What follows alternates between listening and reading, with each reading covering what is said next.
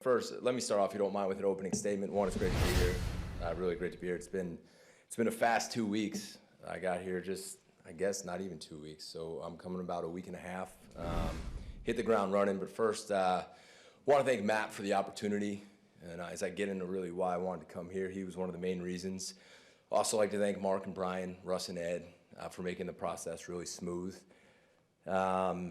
Getting back to why I came, because I'm sure there's questions on that. You know, a lot of reporters have tried to hit me up and ask about, you know, why'd you leave? Why'd you leave a head job? It really has more to do with this place than anything else. And one was Matt. You know, I've known Matt for a while. I worked with his brother, worked with Kyle, worked with Robert, worked with guys that he's known. So I've known of Matt. I've respected what he's done. I've watched what he's done here. I think he's like 56 and 27.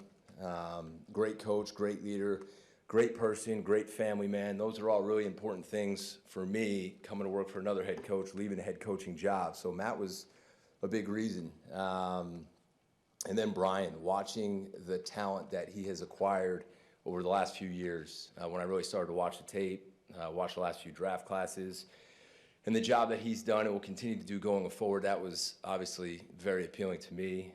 Maybe the biggest of players. When you look at what this team did and in the adversity that they kind of overcame early in the season, I mean, that says so much, one, about Matt, the organization, the staff, and then about the players, a young team, the way they stuck together and really won at the end. Watching when our season ended, watching in the playoff games and watching at the end of the season, I mean, it was really impressive. And that it really excited me. And then I guess lastly is a guy that grew up loving football. It's the Green Bay Packers. I mean, this is like the mecca of the football world to me, and probably to most people who grew up loving football. Just being here and driving into Lambeau every day, it still feels surreal.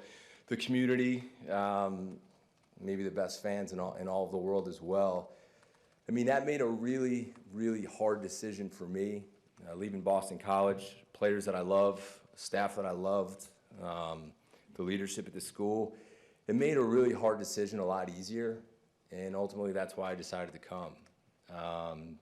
And now that my head's finally cleared up a little bit and I see things a heck of a lot more clearly than when I was making that decision, there's no doubt about it that I made a great one. And I'm excited to be here. I'm excited to be around all you guys. I'm excited to be a part of the staff, some of the new guys that we brought in, and I really can't wait to get going. So with that, you guys, whatever you got, I'm here to answer. Jeff, we've heard about kind of your core beliefs as a defensive mind. What have you heard? Everything. You just press man coverage every single snap. Not every snap, but I like to press people. Does that change when you come to the NFL? I know you've obviously been in the NFL before, but how much do those core beliefs change when you see the personnel you have here and it's a different game in this league? Yeah, I mean, I spent a lot of time in the NFL, right? And then I went to Ohio State, and the big knock on me when I went to Ohio State was this is an NFL guy. He can't coach in college, right? So the things I believe in defense, or whether you're playing 3-4, 4-3, press man, which I do love, zone coverage, vision and break, quarters match. I mean, it comes down to can you take your players who you have and put them in the best position to succeed? And can you take your players and maximize their ability? Like, every player wants to get better, and that's our job to do. Our job is to put the players in the best position to succeed and make plays. And that's through scheme, right? People can say that a lot of the scheme is simpler, but it's very detailed. We try to make it simple for the players so they can play fast, so they don't have to think, so they can be confident and not be afraid to make mistakes, so I can get them the information, we can get them the information that they need, so they can go out there and be fearless and play with their hair on fire and just run and hit and cover and get off blocks and tackle. I mean, that's the beauty of the scheme. And we got guys that can press. Let's line up and get our hands on people. I mean, I think that's really important. You get a guy who can play a zone third, who can read 2-1. Let's do it and go get the ball. I mean, I've been around like Richard Sherman, who was as good at anybody to ever play the game at that. And then I've been around some of the best press corners that have ever played the game. Guys like Darrelle Revis and a lot of really good guys. So, you know, as we really piece this together, and I'm sure you know right now, and we're watching it, we're putting it together as a staff, but those core beliefs aren't going to change. That's how we're going to play, and our players should be excited about that. And I'm excited about that as a coach. Jeff, when you got here, I assume you went and looked back at what they did last year. Why do you think they weren't quite as good as they wanted to be on defense last year? I think they did a lot of good things. And I think they played a lot of good defense in a lot of games. And I have respect for everybody that was on that staff and all the guys that were on the field. For me right now, it's about moving forward. And as this thing gets going, try to improve it. And that's really where my head's at right now. So you had success, obviously, in college, but how do you know what you did there is going to work in the NFL? I mean, you mentioned on that podcast with Adam Brennan, it's a totally different game with the quarterback runs and everything. So how does what you did at BC translate to what you need to do here? Well, it's going to be a little bit different than we did at BC. At BC, you had to worry about a quarterback pulling the ball and running every single play. So I had to, when I went back, I had to adapt to that, because I remember going back from when I was in San Francisco, and all of a sudden the quarterback was running the ball every play. I was like, whoa, this is a little bit different, right? So you got to watch the film, you got to adjust. I paid very close attention to the NFL. A lot of times at night I turn on film and watch what very similar people, a lot of close friends I have on defense were doing, and I've stayed up to date on a lot of it. But then we've got a great staff. I mean, we've got, Derek Ansley, who's just a coordinator of the Chargers, Anthony Campanelli, who I think is a star. I think he's going to bring energy. I think he is a brilliant football coach. We've obviously kept Reb, who I think did a really good job here. We've moved him to the D-line. I brought Vince Ogabasi, who was my assistant D-line coach. He was with us in San Francisco as well, so he's been part of a very similar scheme, and he's a guy that I really trust. And then Ryan Downer was actually a quality control coach when I was with the Browns. Totally different system, right? And that's the other thing. I've been a part of a lot of different defenses. And again, it goes back to what is this team going to be able to do best to allow us to win games? And whether those ideas come from the staff and we all put it together, I mean, that's how I'm going to do it here. I've been a head coach now, and I think that's helped me, and I think that will help me be a better assistant. I think it will help me be a better coordinator, because I'm more open to ideas now, because I don't care whose idea it is. If it's the best idea and it's going to help us win games, then that's what we're going to do. And that's what we're in the process of doing now as we piece it all together. Jeff, like you said, you've been in San Francisco with their style of defense. Then with Patton, it was a completely different style of defense.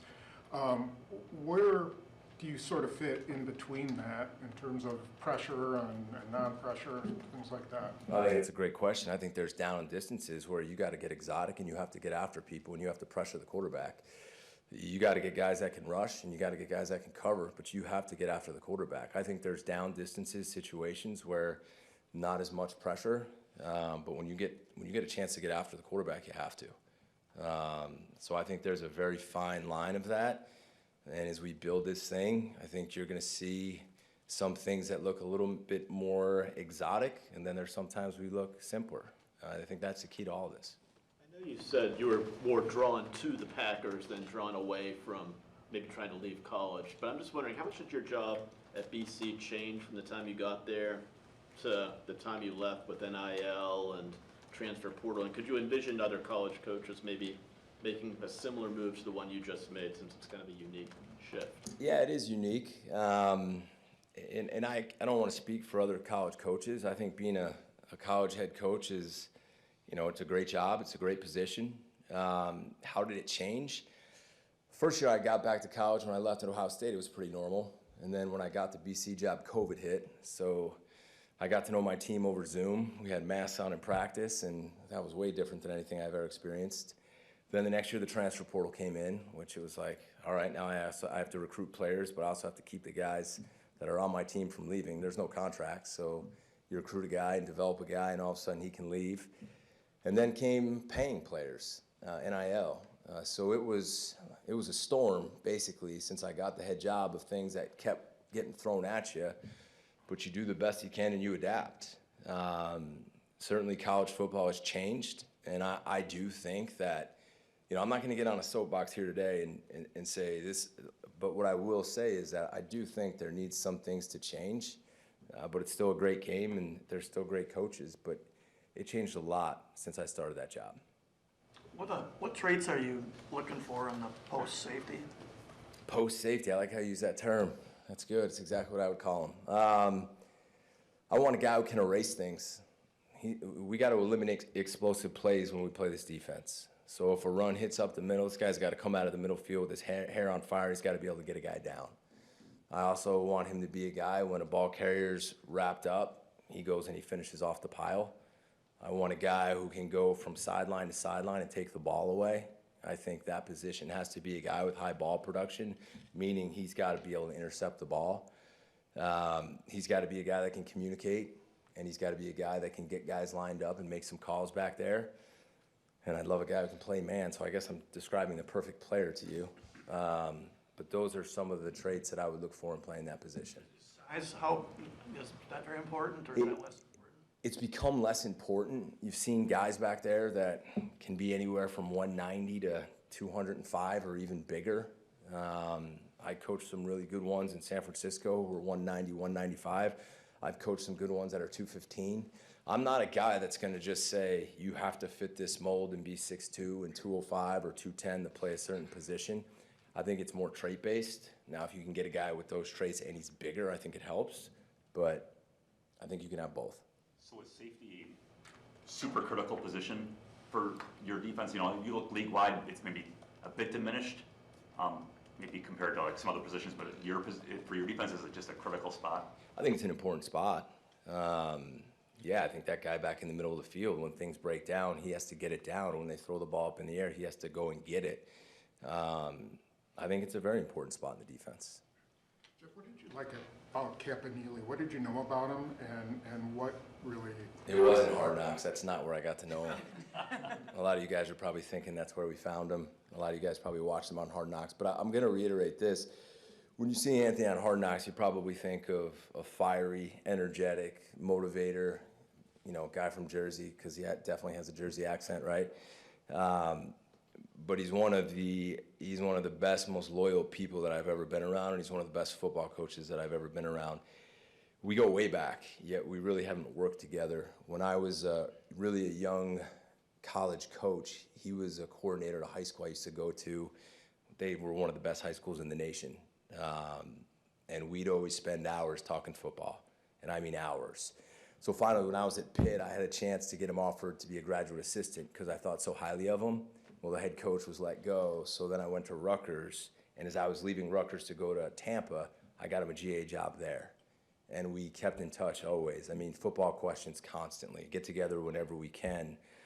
When I got to Ohio State, I tried to hire him, but he, for one reason or another, he couldn't leave at the time. When I got to Boston College, I tried to hire him, but he decided to go somewhere else. So this time I recruited him a lot better. But that's really my history with Anthony. I'm glad, very glad that he's here. I think you guys will enjoy him. More importantly, I think the players are going to love him. And that's really important as we built this staff. I mean, you ask about style of defense. The one thing that's probably most important to me, even more so than X's and O's, the guys, the coaches, I mean, we're in this thing together. When you turn on the film, these guys got to all be running the ball because they respect one another. And they got to play together. And you got to see that on the tape. And that's one of the biggest things that, you know, I'm going to stress with this group, with this staff, and the style of play we're going to play on defense. These guys got to love playing with each other, and they got to love each other. Jeff, what did you like about Vince? Can I just ask real quick, what did you like about Vince and Ansley, too? I mean, I'll start with Vince. Vince was, when I was in San Francisco, I met Vince. He was the assistant D-line coach. And highly intelligent, played the position, Duke grad, really good relationships with the players, really good teacher, fundamentals, technique, and then he was at UCLA with Chip. And when I got the job at BC, he was a D-line coach at Chip, and I called and, you know, I took a swing and he decided to come. His players love playing for him, and he gets on them hard. He coaches them hard, he's demanding, he holds them to a standard, but he's got such good relationships and he's such a good teacher. And he's so smart. From a big picture wise, I think he has the ability to see it all. So he's really sharp. With Derek, Derek and I know each other from when I was a DB. My first DB coach the first go around, being at combines, getting to know him, working the combine drills together. He worked with one of my good friends out in Oakland at the time. So we kind of talked quite a bit, followed his career, kept in touch with him. And then he's got coordinator experience. So as we piece this thing together, he knows what it's like to sit in my chair. and he brings a lot of value in some different things. He's been a part of some different scheme, which I think will help. When you were at Pitt, did you know right away, you guys know right away what you had in Revis? And you've come to the draft and develop team of the NFL. You're going to have a young roster. I suppose player development, I mean, from what you just came from, that's got to be one of your signatures, right? Yeah, I think player development's the most important thing at any level. I mean, you got to get players better at every level along the way. I mean, I thought I was a really good coach when I had Revis. When he left, I realized I had a lot of work to do. He was a special player he was a junior when I got there, so I can't say I had much to do with his development, but it was fun to coach him, and I hope to coach more guys like him in the future.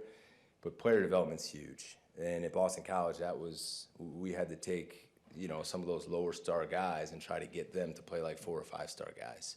That's always been important to me. It's always been important to me to try to make the game simpler for players. And that's the biggest thing you'll hear me say a lot. I want to simplify it for them because I think part of me being a coach is I have to be a great teacher. So I take all this information that I have and all these things, but I make it very simple for you to understand so you can go out and play fast and aggressive and not worry about anything. That's why practice is so important. Hey, Jeff.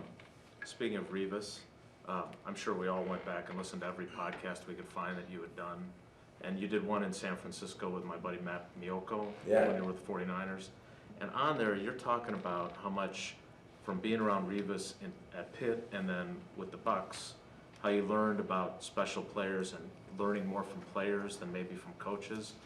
I'm wondering where you kind of stand on input from players, because there's been a couple instances here over the years where maybe guys didn't feel like they were heard. It created some issues maybe for them. So how do you kind of view that as part of being a defensive coordinator? Yeah, I think there has to be great communication, but I think first there has to be great relationships, right? I mean, these guys aren't just going to trust me when I walk into a room because I'm the defensive coordinator. I have to earn that from them, and they have to earn it from me.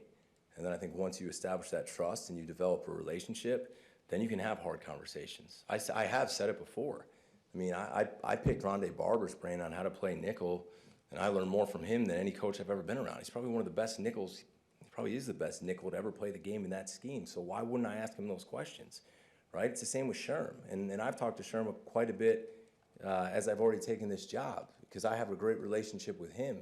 But I'm a coach and he's in the room and I get there and I'm learning the scheme and he's seeing 3 in a way that instead of saying to him on the field, no, this is the way to do it, it's like, wait a minute, what'd you see there and why'd you do that, right? And then sometimes it was, no, I do it like this, but then sometimes it was, all right, I got it and I'm gonna teach it that way from now on, right? So there has to be some give and take, but that has to be earned.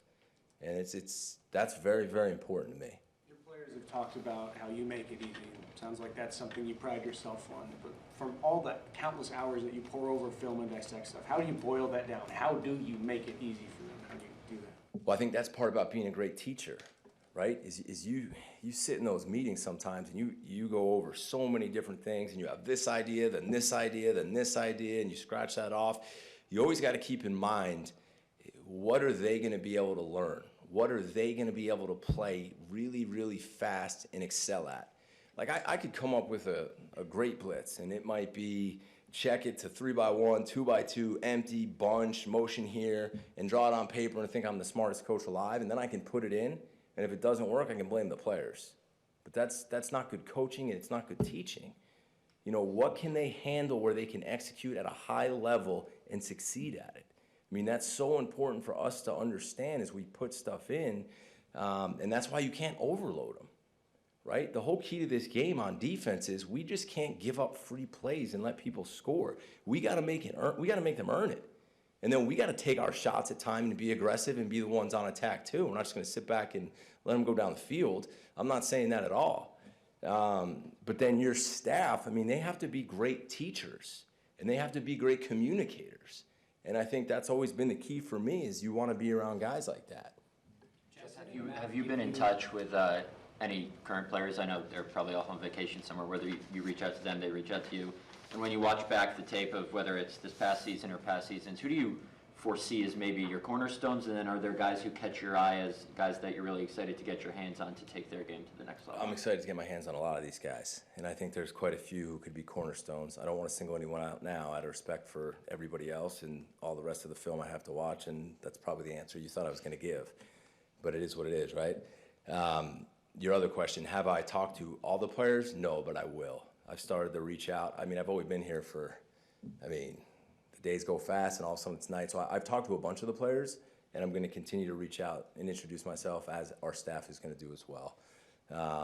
Just introduce myself and get to know them a little bit, get to know where they're at, families, and that type of stuff. But I'm definitely working through that. Do you have to introduce yourself to Isaiah again? Say it again? You have to introduce yourself to McDuffie? I hope not. No, he texted me. We talked very quickly after I took the job. It would be good to be around him again. How many hours of cut-ups have you looked at on the personnel you're inheriting? Say it again? How many hours of cut-ups do you think you've already looked at, just looking over the personnel you're inheriting? A lot. I would say that, here's the beauty about being a new coach and, all of us on defense, there's a lot of new guys. We really don't have anywhere to go. I either stay here, I go across the street to the hotel and go to sleep. So, one of the hard parts is, my wife and 2 little girls are home right now, and that's hard because I have an 8-year-old and a 5-year-old and my wife, who I haven't seen. So you take advantage of that. You don't have to be home, there's no one to see. So you just stay here at night and watch film. The other thing for me, guys, is, I probably got to watch more football the last week and a half than I've gotten to watch in like 4 months. As a head coach in college, you're pulled in so many different directions. I feel like a kid in a candy store again, just sitting there and being able to watch tape. It's probably one of the most refreshing and clear minds I've had in such a long time. I'm having a blast doing it. Jeff, what did Matt give you as a directive for how to run this defense, and what's kind of his vision for what he wants out of you and this team to do defensively? It was more conversation more than a directive. Matt knows my background. While we've never worked together, he knows a lot of guys that I have worked with, and he's close with a lot of guys I've worked with. So we talked about what my vision would look like and what his would look like, and we're on the same page with that. So I think if you talk to him, you talk to me, it's going to look very similar. The previous staffs here have been kind of cerebral and not as, intense, outspoken, but you said Vince is pretty spoken. Rebovich is that way, and of course Anthony is too. To what degree do you want that to be the signature of your coaches, and to what degree does that work in the NFL? To have energy? Yeah. To be yellers or. Well, I don't know if it's yellers. I don't know if you're going to find a lot of yelling. I think you're going to get a lot of coaching, and I think you're going to see a lot of juice on the field from that staff. But that doesn't mean we're yelling. And I want to be demanding, but never demeaning.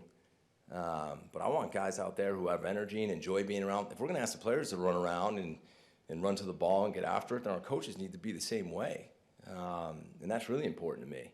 So I think there's a part of being cerebral, but when we get a chance to get out on that field, we got to go. But I don't think we're going to be the type of staff, I know we're not going to be, that motivates through fear at all. These guys are going to know we care about them, that we want what's best for them, and that we're in it with them. And we're going to push them, and they're going to push us. Maybe you're nowhere close to this point, but Quay Walker is like the best linebacker. Does he automatically go in the middle, or is there some other thought there on how you line those guys up at linebacker? Quay's a talented player. As we build this thing, we're going to make sure he's in a position to make a lot of plays. So whatever we feel as we piece this together where that is, that's where we'll put him. Jeff, when a new coordinator comes in, the fans want to hear that he's going to play press man all the time. He's going to blitz the hell out of Why? Why does everybody like press so much? I think they like aggressive, right? Nobody ever says anything different. I'm curious, Matt was in here, though, talking about how you're going to have vision to the ball more. So how does that kind of, in general terms, how do you kind of view how you mix man and zone in order to be able to do that, but also maybe be a little more aggressive in some situations? You got to have change-ups, and you have to have calls that complement one another. Our zone coverages are built off vision and break. That allows guys to play fast, so they're not looking at people and looking around for people. The essence of playing vision and break coverage is when the ball's thrown, you have 2 or 3 guys going 100 miles an hour to the ball carrier. And I think that's what the biggest difference is. And you have to have complements to that, because a lot of times when you want to pressure, you can't play that style of defense. You have to be aggressive and get your hands on people. So I think there's a place for both. But I'm big on vision and break, because I want to see as many people get to the ball carrier and as fast as we can over and over again. 'Cause when you bring a safety up quite a bit, does that allow you to play more base defense? Do you plan on playing more base than the normal team? I think it's usually about 2/3 nickel in this league, 2/3 to 3/4. It just depends on what personnel we get. If teams are going to have 3 wide, and we're probably going to want to go more nickel defense. If teams want to go with 2 wide in the game, then we'll probably be in base defense or bring more D linemen in the game. But I think you got to match personnel right now. I think that's really important. And then there's times maybe not. Maybe we just leave base on the field or nickel on the field. But the bigger they get, the bigger we got to get. And the faster they get, the faster we got to get. Make sense? Jeff, it's been a long time since there's been a shift. In '09, Don Capers came in, they went to a 3-4 from being a 4-3, and the GM went and got B.J. Raji and Clay Matthews. It sounds like Matt wanted to be able to make a change while not maybe having to change personnel a ton. Based on the feel you have at this point, do you feel like you have the pieces in-house that can make the shift, that it's a more subtle shift than maybe it might have been back then? I think it is more of a subtle shift, because once you get to 11 personnel, which is what you were saying in nickel defense, which is a much higher percent right now than, say, 2 tight ends or 2 backs in a game. Most teams, including here, are playing 4 down, 4-2-5, 4-3, whatever you want to call it. So it is a less change, I think, right now than it would be, and we feel good about that. 2 more, please. Do any of the defensive linemen you have, and I don't know how much you've looked at it, but can some of those guys play edge? You know, Yeah, will they be able to? We got some guys that are going to be good on the edge. Yeah. I'm excited to get around them. Can you move guys around in that way, or do you try to keep your edge guys like the Preston Smiths and Rashawn Garys and people like that? I mean, yeah, there's times when you can move them around. You get the 3rd down and you want to get your best 4 pass rushers on the field. Let's find out who those are and put them all on the field. I agree with you. Jeff, I don't want the last question to be a dad question, but there's a bunch of them in here. When do Gina and the girls, do they finish out the school year? Like, are you going to be living at Lodge Kohler for the next X number of months without them? Or how do you kind of balance the quality of life part with the getting to work on the football part? Well, I really appreciate you asking that, because that's actually really important, and I thank you for that. Yeah, that's hard. It's really hard. I got an 8-year-old and a 5-year-old. I think this is the first move that the 8-year-old understands that we're moving. The 5-year-old just knows that the new team's the Packers, right? So it's hard, and I'm very lucky to have a wife that understands. You know, she loved living in Boston. She had a great group of friends, and I'm moving, and I inherit friends who are the coaches, and I have something to do every day. And now she's got to find new friends. We got to find a new place to live, and she's got to do most of the moving. So it's a lot harder on her than it is to me. So I'm very grateful, and I really appreciate her for that. I'm going to get home this weekend and try to go back and forth as much as I can. But that's about the best I can do right now. But it's very important for me to be around her and the kids, and you guys will see them around as much as possible, because that's very important to me. So thank you for asking that question.